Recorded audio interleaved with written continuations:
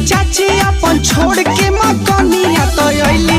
ज्योति भाभी को चुनाव में आप लोग जिता दीजिए लो। चाची लोग, ए देवर लोग, ए भौजाई लोग, ननद लोग, चाची भौजाई ननद, भैया चाचा चाची लोग, ज्योति भाभी को चुनाव में जिता दीजिए लोग।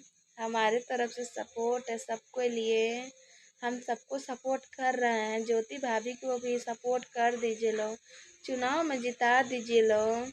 पवन भैया जैसे नहीं है ज्योति भाभी सबको सपोर्ट देंगे।